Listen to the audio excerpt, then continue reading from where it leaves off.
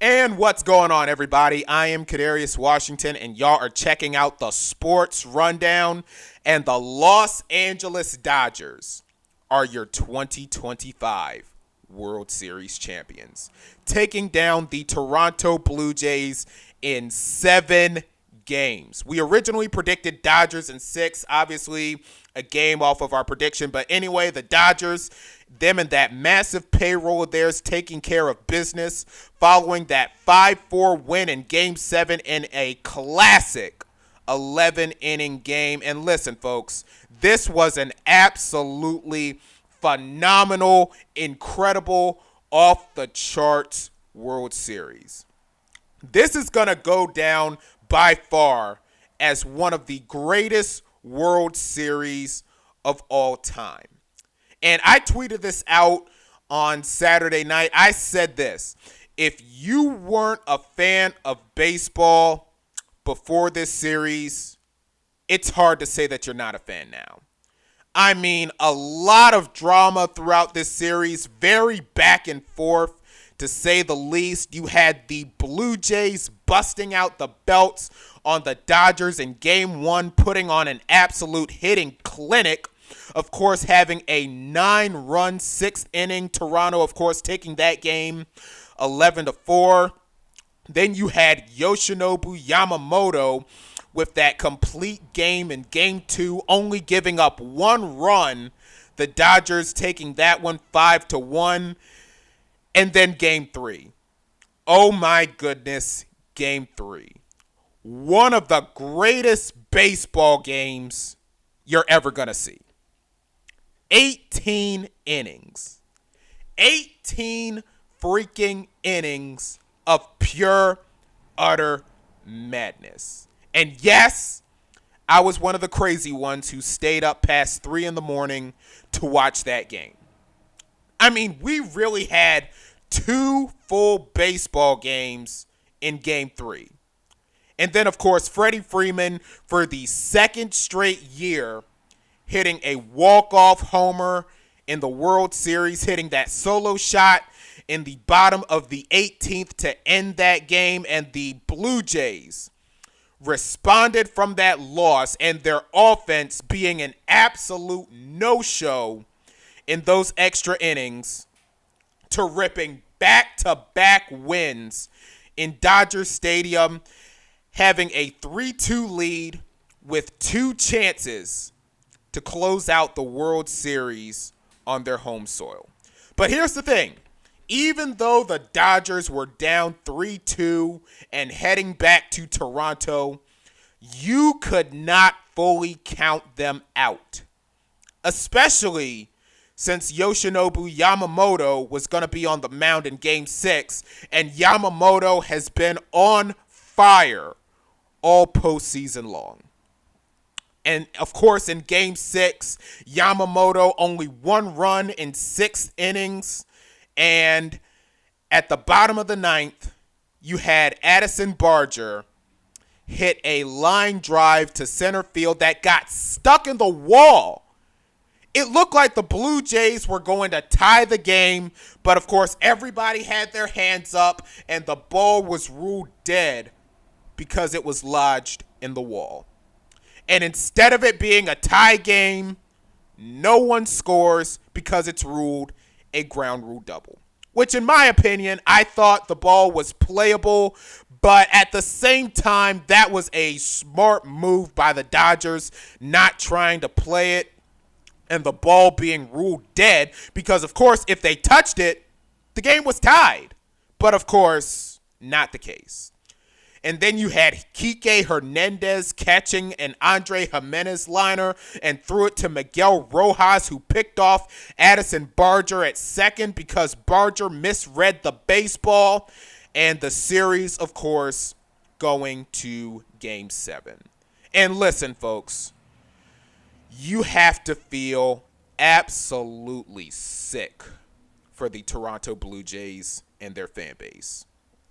It had been 32 years since that franchise last celebrated a World Series title. we've been hearing all week long about Touch 'em All Joe Carter and, of course, the Fox broadcast showing his name on the Blue Jays Ring of Honor. Of course, Carter hitting that walk-off homer in Game 6 of the 93 World Series against the Phillies, the second of back-to-back titles for Toronto. And it looked like the Blue Jays were going to pull it off.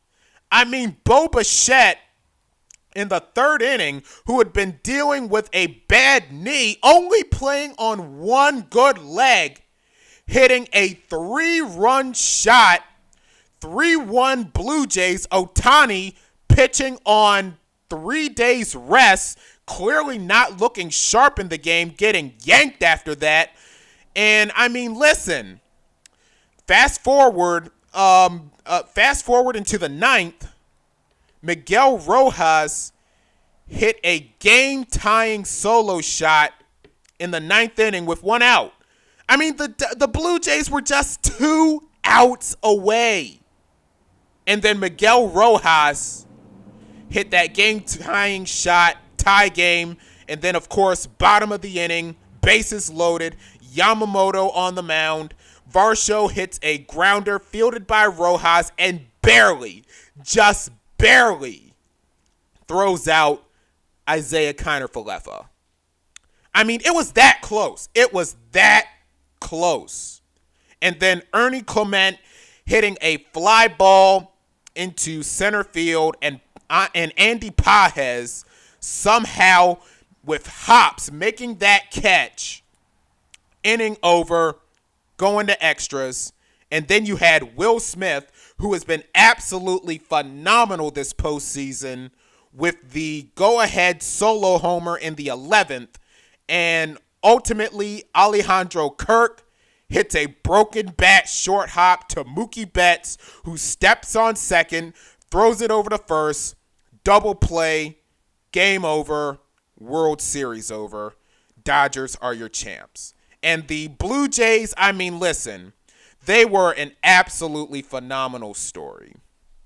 This team finished dead last in the AL East last year. They turn it around this year. They win 94 games, which was tied for best in the American League with the Yankees, but of course the Blue Jays having the head-to-head tiebreaker over the Yankees in the AL East. Then they turn around, beat the Yankees in the division series, survived that 7-game war with the Seattle Mariners in the championship series. And then they come that close, just that close to winning the championship. I mean, you have to feel absolutely horrible for Toronto. And folks, I don't know how you recover from this. I do not know how Toronto comes back from this. I mean, 2 games on your home soil with a chance to win the World Series, multiple chances in Game 7 to win, and you come up that close. I mean, they had chances, man. They had chances. And also, like I told you guys, before the series, when the Dodgers won the World Series last year, it was with their bullpen.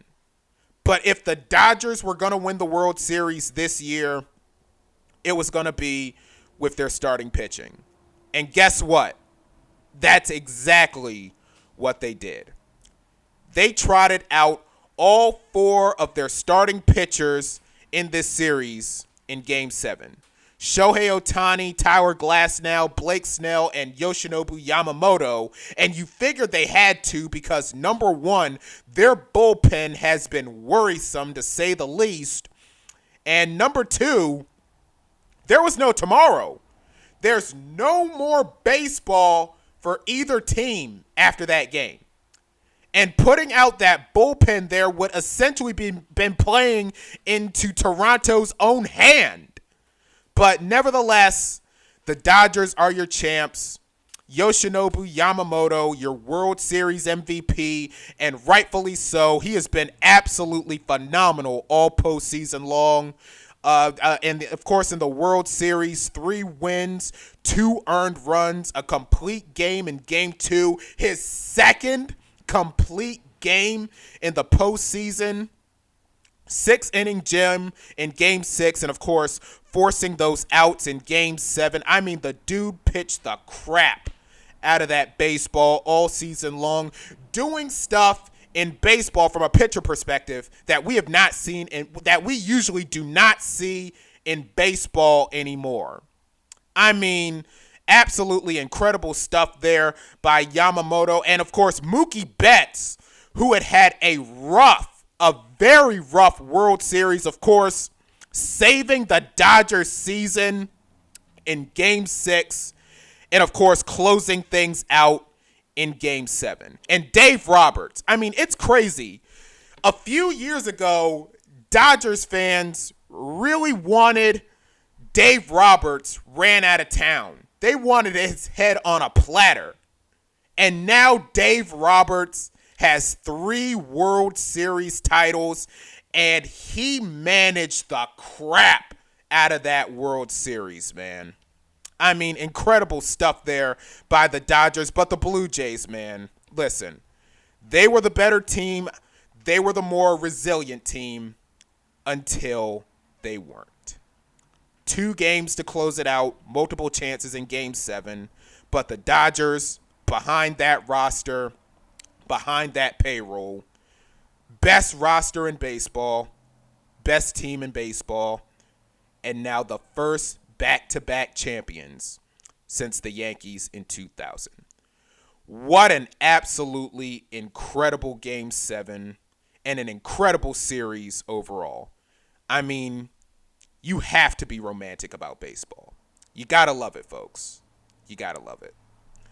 Like, comment, subscribe, click that notification bell to be notified of when I post again, and also follow me on Twitter and on Bluesky at CW Talk Sports. That's CWTALKS Sports, and I will see y'all the next time. Peace.